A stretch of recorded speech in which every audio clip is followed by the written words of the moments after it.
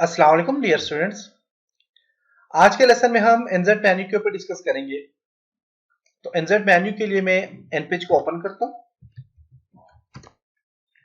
Okay okay और okay यहां से कर लें।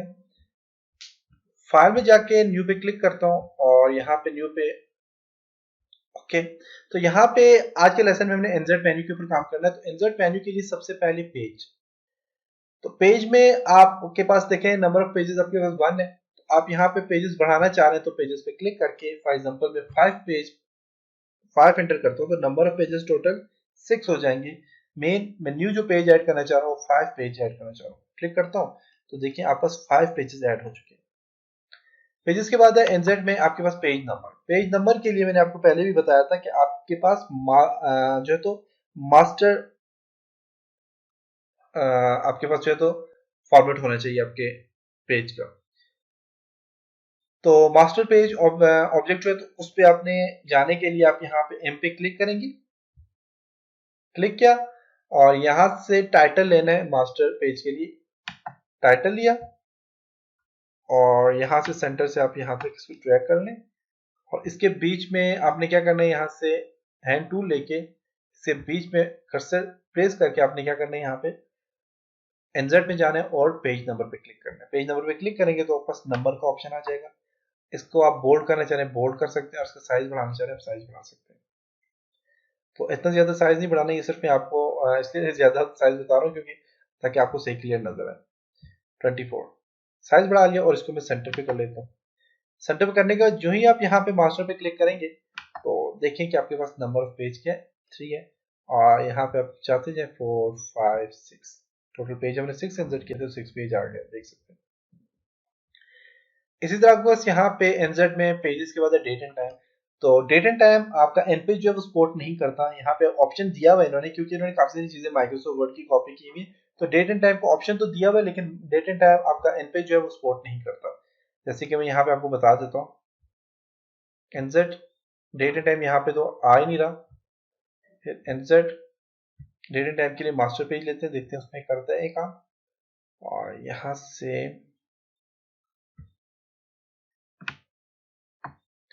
सिलेक्ट किया, एनजेड में जाते हैं, जाने के बाद डेट एंड टाइम पे क्लिक करें तो देखिए ये क्या कह रहा है, ये अनसपोर्टेड ऑपरेशन है कि ये सपोर्ट आपके पास ये नहीं कर रहा। तो इसके लिए दोबारा से इसको मैं चेक करता हूँ, सिलेक्ट करता हूँ और यहाँ से डिलीट कर देता हूँ, यस।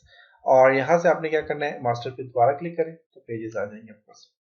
इंसर्ट में उसके बाद है डेट एंड टाइम के बाद है पिक्चर इंसर्ट करना चाह रहे हैं तो पिक्चर इंसर्ट कर सकते हैं। पिक्चर के अलग से एक टूल है जो कि पिक्चर के लिए यूज किया जाता है, इसको आप सिलेक्ट करें, इस टूल पे क्लिक करें, यहाँ से इसको ड्रैग करें और इंसर्ट में जाके तो आप पिक्चर पे क्लिक करें। आप यहाँ से कोई भी पिक्चर देखें इसके बीच में इंसर्ट हो चुकी है, पिक्चर इंसर्ट कर सकते हैं। पिक्चर को डिलीट करना है, यहाँ से सिलेक्ट करके इसको क्लिक करके यहाँ से आपने डिलीट कर लें। अगर टेबल मैंने आपको बेसिकली बताया था टेबल होता है क्या, लेकिन आज फिर बताता हूँ। इंसर्ट में आप टेबल पे यहाँ पे इंसर्ट टेबल पे क्लिक करें और नंबर ऑफ रोज 5 दे देता हूँ, 5 और नंबर ऑफ कॉलम इसको देता हूँ जी 5, बल्कि कॉलम इसको 3 देता हूँ, ओके करता हूँ यहाँ पे। तो देखिए आप पास एक टेबल इंसर्ट हो चुके हैं। अब ये टेबल जो है ये पेज के बीच में इंसर्ट हुआ है, देख सकते हैं।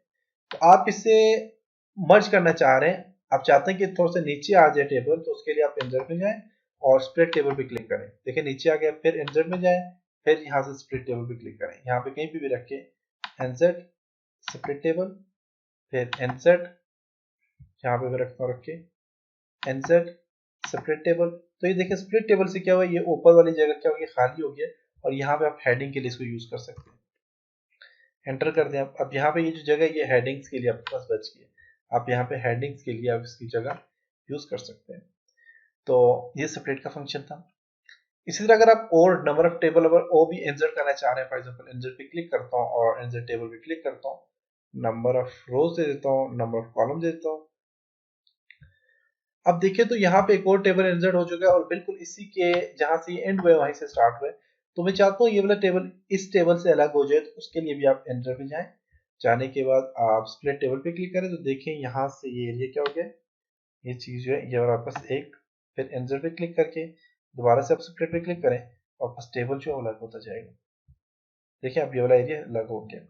तो ये एनजेड का फंक्शन है टेबल से, स्प्लिट टेबल का। उसके बाद है इंडेक्स एंट्री है, पे क्लिक करें, ये भी अनसपोर्ट फॉर्मेट है इस पे। और फिर एनजेड में आपके पास ऑब्जेक्ट लॉक, आप किसी भी ऑब्जेक्ट अपने टेबल्स को, या आप चाहते हैं कि आपने जो टेक्स्ट लिखा हुआ उसको लॉक करना चाह रहे हैं, तो आप ऑब्जेक्ट लॉक पे क्लिक करेंगे, नंबर ऑफ ऑब्जेक्ट्स आपसे मांगेगा, और एंटर ऑब्जेक्ट नंबर आपने आपसे मांगेगा, आपने 1 देना है, ओके करना है, तो आपको ऑब्जेक्ट तो लॉक में लग जाएगा। आपके ऑब्जेक्ट और आपका जितना भी टेक्स्ट यहाँ पे दिया हुआ है, आपकी शेप्स वगैरह दी हुई, उसको ये लॉक कर देगा। तो ये था जी एनजेड मेन्यू। इंशाल्लाह नेक्स्ट लेसन में हम सिंबल के ऊपर डिस्कस करेंगे। तब तक अपना बहुत सारा ख्याल रखिएगा, अपने दुआओं में याद रखिएगा। खुदा